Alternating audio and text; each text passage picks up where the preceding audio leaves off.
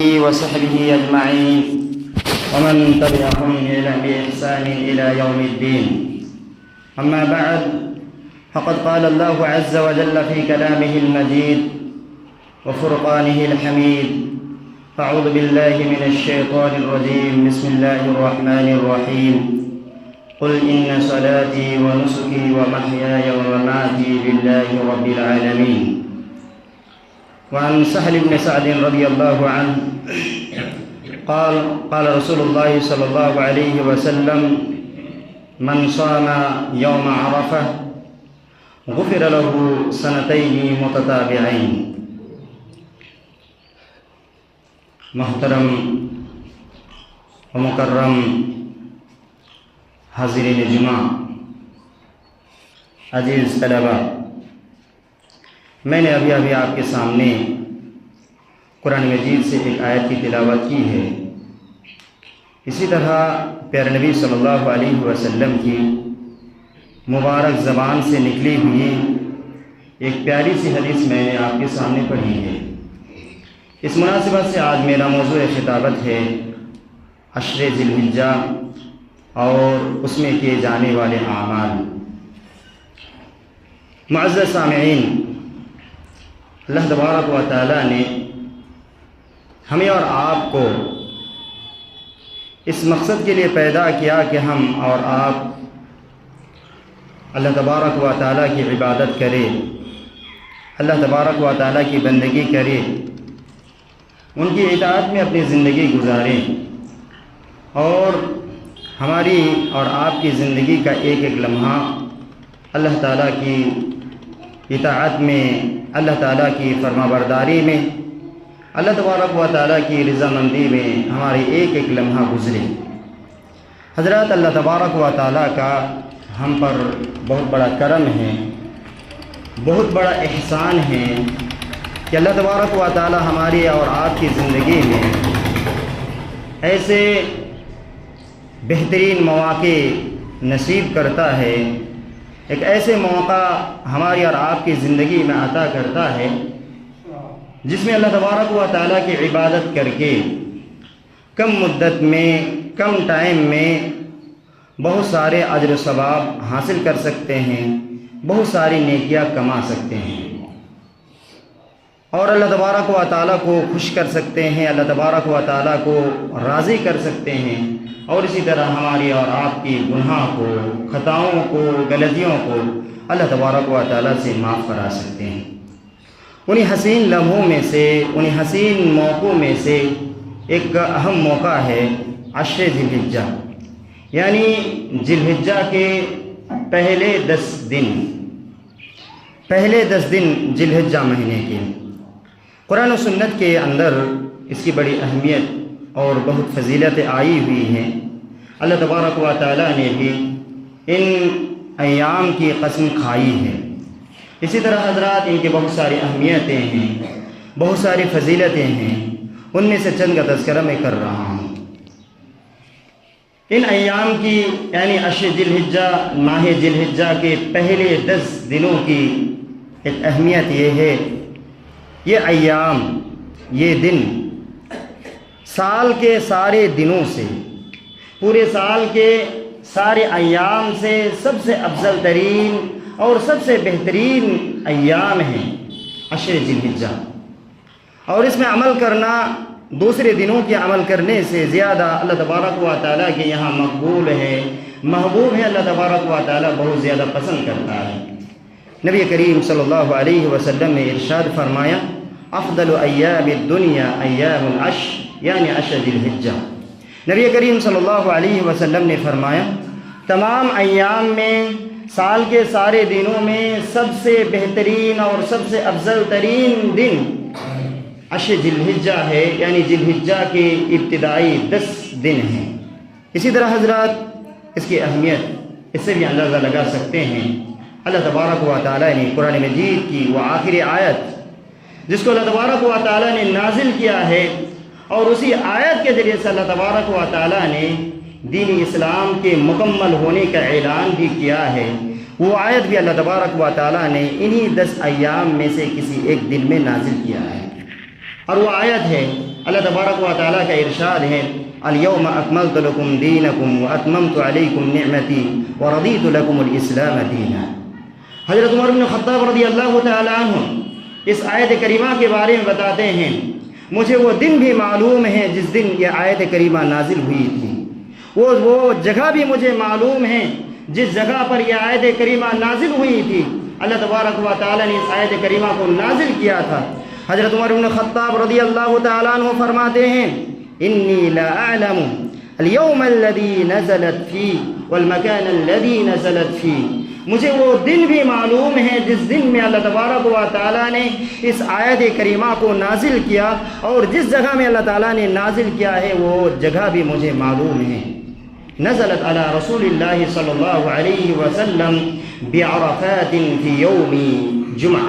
اللہ کے رسول حضرت عمر بن خطاب رضی اللہ تعالیٰ عنہ فرماتے ہیں جب یہ آیت نازل ہوئی، جب یہ آیت کریمہ اللہ تبارک و تعالیٰ نے نازل کیا، اس وقت پیارے نبی صلی اللہ علیہ وسلم عرفات کے میدان میں تھے، اور وہ دن جمعہ کا دن تھا۔ اور یہ دن جو عرفہ کا دن یعنی ذی الحجہ مہینے کے 90 تاریخ ہوتی ہے، ذی الحجہ مہینے کی 90 تاریخ میں اللہ تبارک و تعالیٰ نے اس قرآن مجید جو ہمارے لیے نازل کیا ہے، اسی قرآن مجید کو نازل کر کے، اس آیت کو نازل کر کے اللہ تبارک و تعالیٰ نے پوری شریعت کو مکمل کر دیا ہے اسی مہینے کے اندر، اور اسی مہینے کے پہلے 10 دنوں کے اندر، اور وہ 10 دن میں جو 90 تاریخ ہے اسی دن اللہ تبارک و تعالیٰ نے اس اسلام کو، شریعت کو مکمل کر دیا۔ اسی طرح حضرات ان ایام کی ایک بہت بڑی فضیلت یہ ہے کہ ان 10 دنوں کے اندر ایک ایسا دن بھی ہے، ان 10 دنوں کے اندر ایک ایسا دن بھی ہے جس دن میں اللہ تبارک و تعالیٰ اپنے بہت سارے بندوں کو، سب سے زیادہ اللہ تبارک و تعالیٰ اس دن میں اپنے بندوں کو جہنم کی آگ سے نجات دیتا ہے، اور وہ دن اسی مہینے کے 10 دنوں کے اندر آتا ہے، اور وہ ہے ذی الحجہ کے 90 تاریخ۔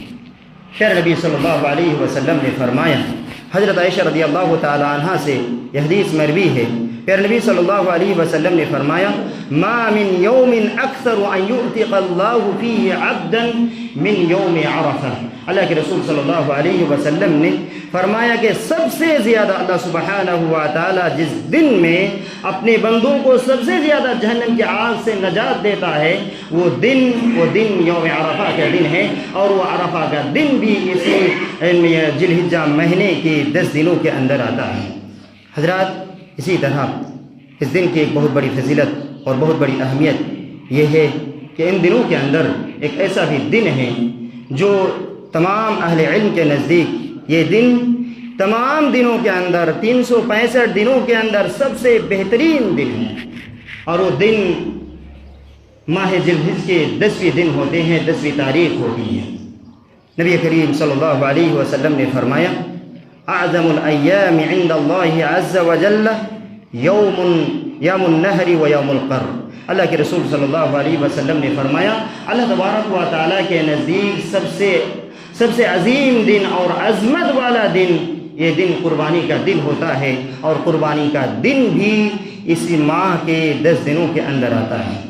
حضرات اس کی اتنی ساری اہمیت اور اس سے فضیلت ہونے کی کیا اسباب ہے، اس کے سبب کو ذکر کرتے ہوئے ابن حجر عسقلانی رحمۃ اللہ علیہ اپنی مایہ ناز کتاب فتح الباری کے اندر ایک نقطہ ذکر کیا ہے، وہ یہ ہے کہ یہ مہینہ ایسا مہینہ ہے، یہ ایام ایسے ایام ہیں جن ایام میں بہت ساری عبادتیں اکٹھا ہوتی ہے، جو دوسرے ایام میں، دوسرے مہینے میں، دوسرے ایام میں ساری عبادتیں اکٹھا نہیں ہوتی، اور وہ اہم عبادت نماز ہے، روزہ ہے، صدقہ ہے، اور اسی طرح حج ہے۔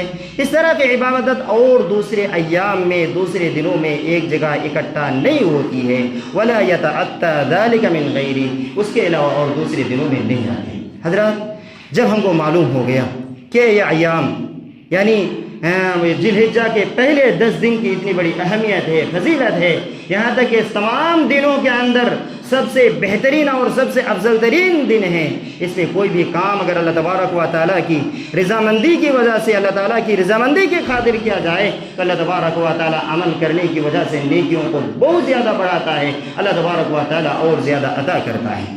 حضرات اتنے فضیلت والے ایام کو ہم کس طرح گزاریں، ہم کون کون سے اعمال کریں کہ ان اعمال کر کے ان ایام کو اچھی طرح سے گزاریں۔ حضرات بہت سارے اعمال ہیں، میں بڑے مختصر انداز میں ان اعمال کا تذکرہ کر رہا ہوں۔ ان اعمال میں سے ان 10 دنوں میں سب سے اہم ترین عمل ہے حج کرنا۔ حج اسلام کا ایک اہم رکن ہے، حج شریعت اسلام کا ایک اہم رکن ہے، جو رکن اسی ایام کے اندر ادا کیا جاتا ہے، اور اس کی بہت ساری فضیلتیں پیارے نبی صلی اللہ علیہ وسلم نے ذکر بھی کیا ہے، اور اللہ تبارک و تعالیٰ نے مالداروں کے لیے، استطاعت رکھنے والوں کے لیے اللہ تبارک و تعالیٰ نے اس عبادت کو فرض کیا ہے۔ اللہ کے رسول صلی اللہ علیہ وسلم حج کی فضیلت بیان کرتے ہوئے نبی کریم صلی اللہ علیہ وسلم نے فرمایا العمرۃ الی العمرۃ مکفرات لما بینہا والحج المبرور لیس له جزاء الا الجنہ۔ نبی کریم صلی اللہ علیہ وسلم نے فرمایا ایک عمرہ سے دوسرے عمرے کے درمیان، یعنی 2 عمرے کے درمیان جو گناہ ہو جاتے ہیں وہ گناہوں کا کفارہ بن جاتا ہے۔ والحج المبرور لیس له جزاء الا الجنہ، حج مبرور کا بدلہ یعنی نبی کریم صلی اللہ علیہ وسلم کے طریقے کے مطابق کیے ہوئے حج کا بدلہ صرف اور صرف جنت ہے۔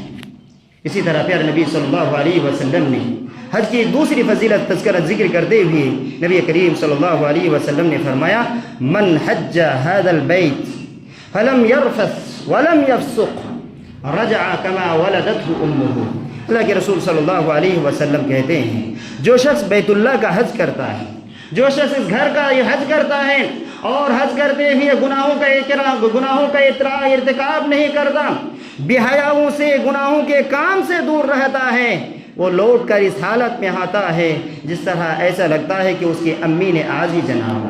جس طرح ایک بچہ جب دنیا میں آتا ہے گناہوں سے دور ہوتا ہے، غلطیوں سے دور ہوتا ہے، معصوم عن الخطا ہوتا ہے، ٹھیک اسی طرح ایک حج کر کے آنے والا شخص، ایک حاجی شخص بڑا معصوم ہوتا ہے، سارے گناہیں دھل جاتا ہے۔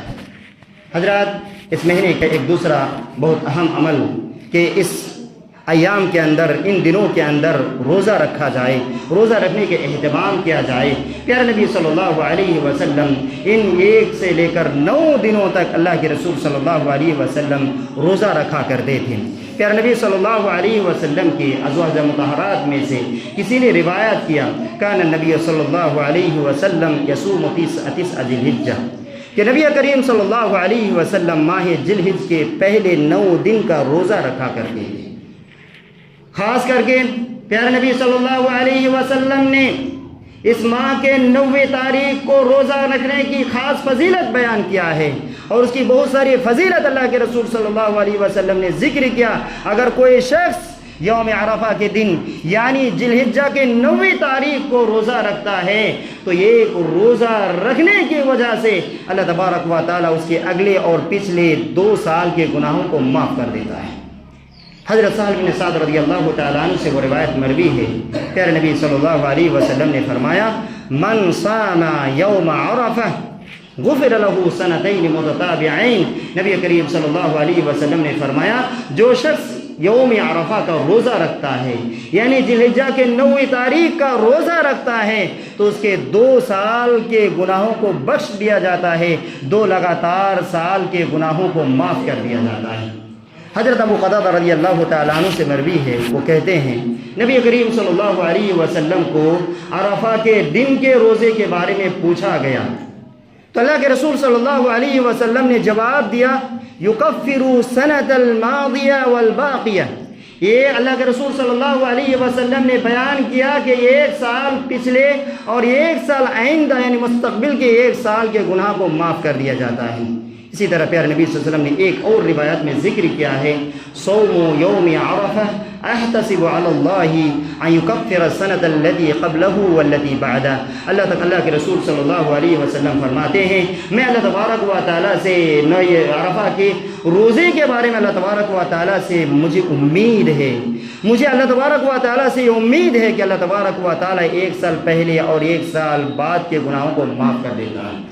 حضرت کتنی بڑی فضیلت ہے، ہمیں بھی اہتمام کرنا چاہیے کہ عید سے پہلے والا دن جو ہمارے پاس آتا ہے وہ ذی الحجہ کے 9 تاریخ پڑتی ہے، ہم بھی کیا کریں اس ایام کے اس دن میں روزہ رکھنے کا خود بھی اہتمام کریں اور اپنے بچوں کو بھی اہتمام کرانے کی کوشش کریں۔ حضرات ان ایام میں ایک اہم عمل یہ ہے کہ ہم فرائض کا اہتمام کریں، نمازوں کا اہتمام کریں۔ یوں تو اللہ تبارک و تعالیٰ نے پورے سال میں اپنی پوری زندگی میں اللہ تبارک و تعالیٰ نے ہر روز دن اور رات میں 5 جگانہ نماز کو فرض کیا ہے۔ ہمیں اور آپ کو دن اور رات میں 5 جگانہ نماز کو ادا کرنا پڑے گا، یہ اللہ تبارک و تعالیٰ کی طرف سے فرض کردہ ہے۔ لیکن اس کے ساتھ ساتھ ان ایام میں ان نمازوں کا زیادہ سے زیادہ اہتمام کریں، نماز پڑھنے پر پابندی کریں، اور فرائض کے ساتھ ساتھ نفل نماز کا بھی ہم زیادہ سے زیادہ اہتمام کریں، کیونکہ اس لیے کہ نفل نماز کے ذریعے سے، نوافل کے ذریعے سے اللہ تبارک و تعالیٰ کی محبت حاصل ہوتی ہے، اللہ تبارک و تعالیٰ کی قربت حاصل ہوتی ہے، اللہ تبارک و تعالیٰ کو راضی اور خوشی کیا جاتا ہے۔ پھر نبی صلی اللہ علیہ وسلم نے ایک حدیث میں ذکر کیا کہ اللہ تبارک و تعالیٰ حدیث قدسی کے اندر فرماتا ہے کہ اللہ کے رسول صلی اللہ تبارک و تعالیٰ فرماتا ہے، جو شخص بھی میرے ولی سے، میرے دوست سے دشمنی کرتا ہے، میں اسے جنگ کا اعلان کرتا ہوں، میں اسے لڑائی کا اعلان کرتا ہوں۔ اس کے بعد فرماتے ہیں کہ جس چیز کو میں نے فرض کیا اپنے بندوں پر، ان فرض کردہ چیزوں کو ادا کر کے میرا بندہ میرا سب سے زیادہ قریب ہو سکتا ہے، میرا تقرب حاصل کر سکتا ہے۔ اس کے بعد بندہ نوافل کے ذریعے سے میرا تقرب حاصل کرتا رہتا ہے، یہاں تک کہ میں اس کو محبت کر لیتا ہوں، میری محبت ہو جاتی ہے اس سے، پھر اس سے محبت ہونے کی وجہ سے اس کا ہاتھ بن جاتا ہوں جس کے ذریعے سے پکڑتا ہے، اس کا پیر بن جاتا ہوں جس کے ذریعے سے وہ چلتا ہے، اس کی آنکھ بن جاتا ہوں جس کے ذریعے سے وہ دیکھتا ہے، اس کا کان بن جاتا ہوں جس کے ذریعے سے وہ سنتا ہے۔ اور اللہ کے رسول صلی اللہ علیہ وسلم نے فرمایا کہ اللہ تبارک و تعالیٰ اسے توفیق دیتا ہے اس بات کی کہ وہ اللہ تبارک و تعالیٰ کی اطاعت میں، اللہ تبارک و تعالیٰ کی فرما برداری میں، اللہ تبارک و تعالیٰ کے حکم احکام پر عمل کرنے کی توفیق دیتا ہے۔ حضرات ہمیں چاہیے کہ فرض نماز کے ساتھ ساتھ، فرائض کے ساتھ ساتھ ہم نوافل کا بھی اہتمام کریں، نفل نماز کا بھی اہتمام زیادہ سے زیادہ کیا کریں۔ اسی طرح حضرات اس مہینے میں زیادہ سے زیادہ، ان ایام میں زیادہ سے زیادہ توبہ استغفار کریں۔ ہم انسان ہیں، ہم سے غلطیاں ہو جاتی ہیں، گناہیں ہو جاتا ہے، ہم سے غلطیاں سرزد ہوتی ہیں، لیکن انسان کی ایک خاصیت بھی ہے، جب بھی اپنی غلطی ہوتی ہے، جب بھی کوئی گناہ ہوتا ہے، اپنی گناہ پر ندامت کر کے، شرمندگی کا احساس کر کے اللہ تبارک و تعالیٰ سے معافی مانگتا ہے، اللہ تبارک و تعالیٰ سے استغفار کرتا ہے، تو اللہ تبارک و تعالیٰ گناہوں کو معاف کر دیتا ہے۔ حضرات ان ایام میں زیادہ سے زیادہ اللہ تبارک و تعالیٰ سے توبہ کیجیے، اللہ تبارک و تعالیٰ سے معافی مانگے، اپنے گناہوں سے استغفار کیجیے۔ اللہ تبارک و تعالیٰ نے ہمیں اور آپ کو استغفار کرنے، توبہ کرنے، اللہ تبارک و تعالیٰ سے گناہوں کی معافی مانگنے کا اللہ تبارک و تعالیٰ نے ہمیں اور آپ کو حکم دیا ہے۔ اللہ تبارک و تعالیٰ نے سورہ تحریم میں ارشاد فرمایا، یا ایھا الذین آمنوا توبوا الی اللہ توبۃ نصوحا عسى ربکم ان یکفر عنکم سیئاتکم ویدخلکم جنات تجری من تحتها الانہار۔ اللہ تبارک و تعالیٰ نے کہا کہ ایمان والو، تم لوگ اللہ تبارک و تعالیٰ سے اچھی طرح توبہ کرو، اور اللہ تبارک و تعالیٰ تمہارے توبہ کرنے کی وجہ سے تمہارے گناہوں کو مٹا دے گا، تمہارے گناہوں کو معاف کر دے گا، تمہاری خطاؤں کو مٹا دے گا، اور تمہیں ایسی جنت میں داخل کرے گا جس جنت کے نیچے سے نہریں جاری ہوں گی۔ حضرات ہمیں چاہیے کہ زیادہ سے زیادہ اللہ تبارک و تعالیٰ سے توبہ کرے، اللہ تعالیٰ سے استغفار کرے، اپنے گناہوں کی معافی اللہ تبارک و تعالیٰ سے مانگے۔ اسی طرح حضرات اس مہینے میں زیادہ سے زیادہ جو عمل ان دنوں کے اندر ہمیں کرنا ہے وہ یہ ہے کہ اللہ تبارک و تعالیٰ کے راستے میں صدقہ و خیرات کریں۔ اللہ تبارک و تعالیٰ نے ہمیں اور آپ کو مال و دولت سے نوازا، اللہ تبارک و تعالیٰ کے یہ دیے ہوئے مال و دولت سے ہم کیا کریں؟ اللہ تبارک و تعالیٰ کے راستے میں خرچ کریں، غریبوں کو دے، مسکینوں کو دے، اور بے سہارا لوگوں کے اندر کے لیے کیا کرے؟ خرچ کرے۔ اللہ تبارک و تعالی ہمیں اس بات کا حکم دیتا ہے کہ اللہ تبارک و تعالیٰ کے دیے ہوئے مال و دولت سے اللہ تبارک و تعالیٰ کے راستے میں خرچ کرے، غریبوں کو دے، مسکینوں کو دے، حقداروں کو دے۔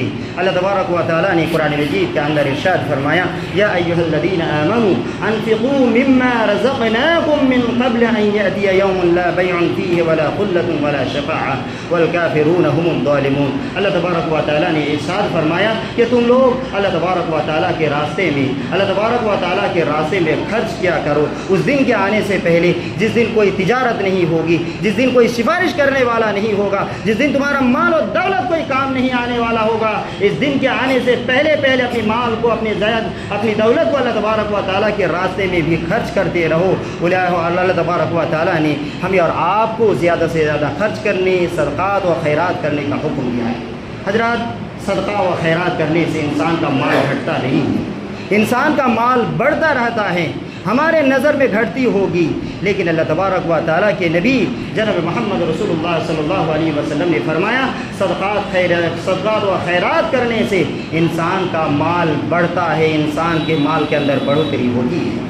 نبی کریم صلی اللہ علیہ وسلم نے فرمایا ما نقصت صدقۃ من مال سے صدقہ کرنے سے مال کے اندر کمی پیدا نہیں ہوتی ہے، صدقہ کرنے سے اللہ تبارک و تعالیٰ اور دیتا ہے، مزید اور بڑھاتا ہے۔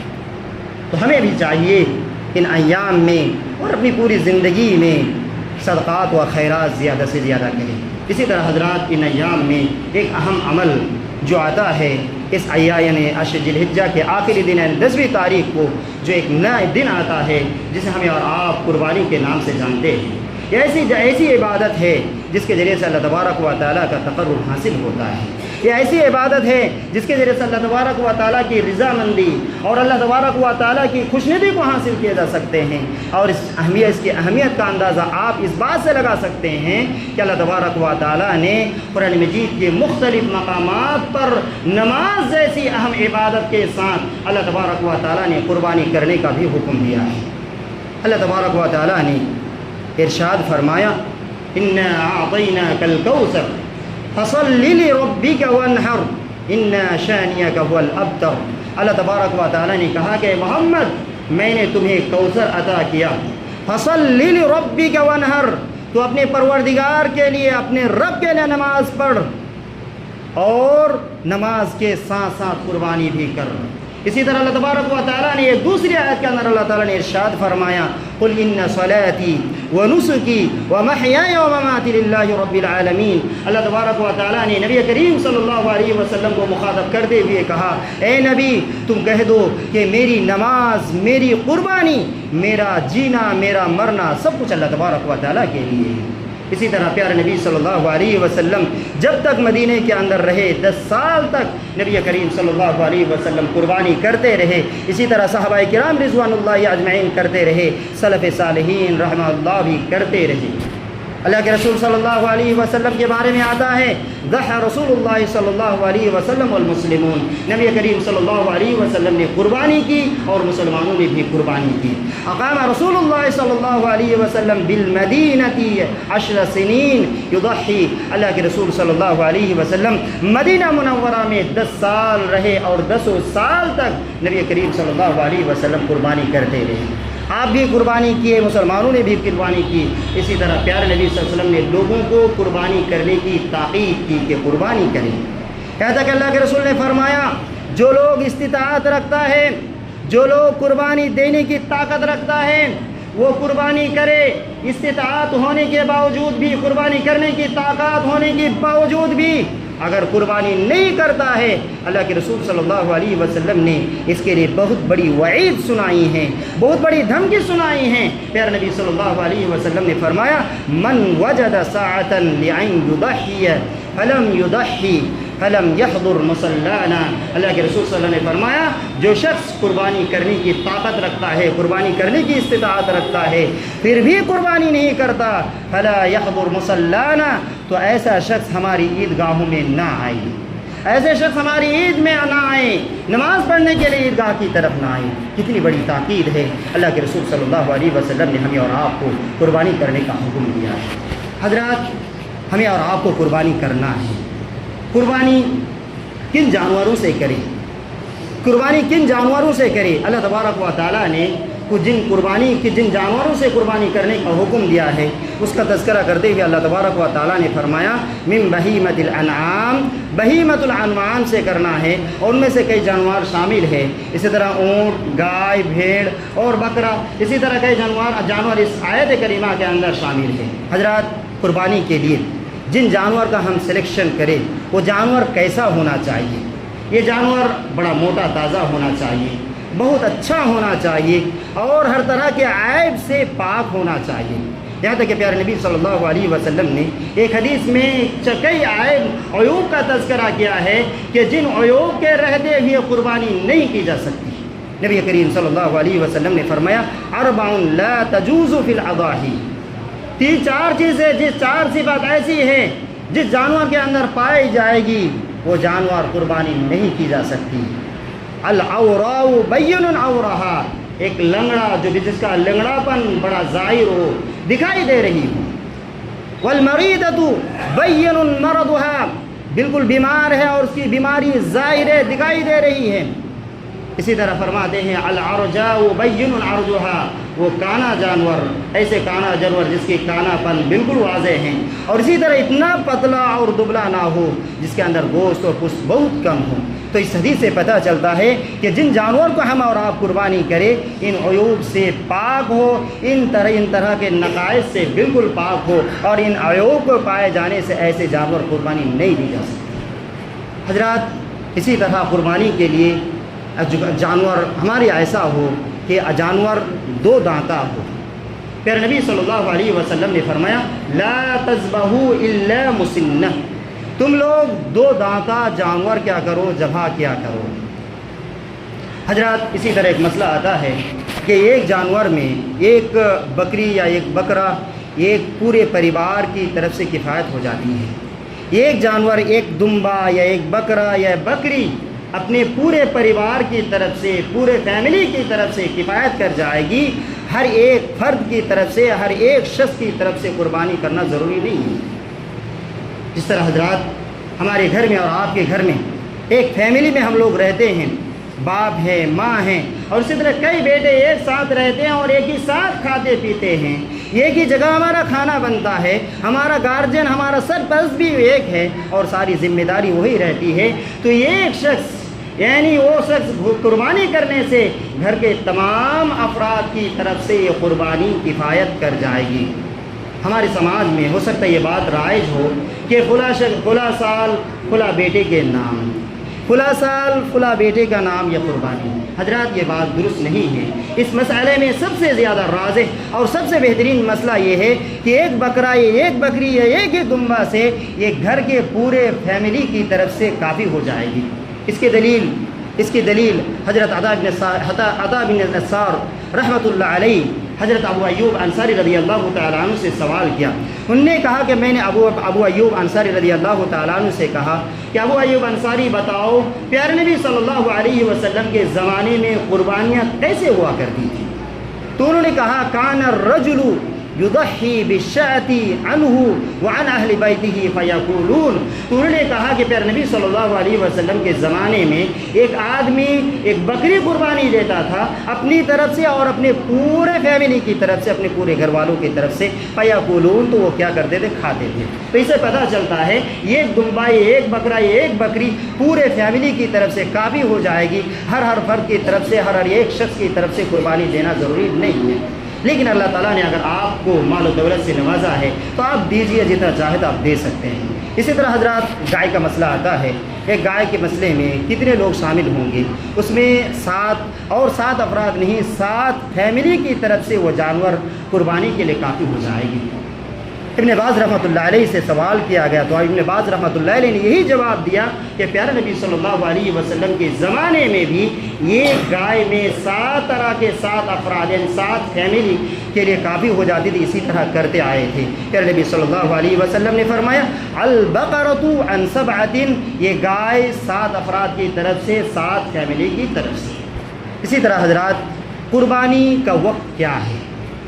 قربانی کا وقت کب سے شروع ہوتا ہے اور کب جا کر ختم ہوتا ہے؟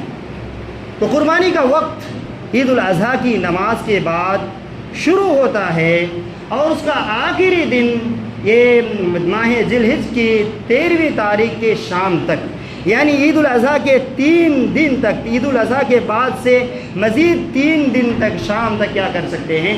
ان ایام میں سے، ان دنوں میں سے کسی بھی دن، کسی بھی وقت، چاہے دن میں ہو یا رات میں ہو، جس وقت چاہے آپ اور ہم قربانی کر سکتے ہیں۔ نبی کریم صلی اللہ علیہ وسلم نے فرمایا ان اول ما نبدأ به في يومنا هذا نصلي ثم نرجع فننهر. نبی کریم صلی اللہ علیہ وسلم نے فرمایا عید الاضحیٰ کے دن سب سے پہلے ہم نماز کی ادائیگی کریں گے، عید کی نماز کی ادائیگی کریں گے، اس کے بعد اپنے گھر کی طرف لوٹیں گے، اور گھر کی طرف لوٹنے کے بعد اللہ تبارک و تعالیٰ کے لیے، اللہ تعالیٰ کی رضامندی کے لیے قربانی کریں گے. من فعله ذلك فقد اصاب سنتنا. جس نے ایسا کیا، نماز پڑھا پھر جا نماز پڑھنے کے بعد جا کے قربانی کر رہا ہے، ایسے شخص ہماری سنت کو پا لیتا ہے. اس کی قربانی پیارے نبی صلی اللہ علیہ وسلم کی سنت کے مطابق ہوئی. لیکن اگر کوئی شخص نماز عید سے پہلے قربانی کر لیتا ہے تو یہ قربانی اس کی قربانی نہیں ہوتی ہے، یہ صرف گوشت کھانا ہوتا ہے جو اپنے گھر کے لیے، اپنے اہلیہ کے لیے اور اپنے نفس کے لیے، اپنی جان کے لیے کرتا ہے.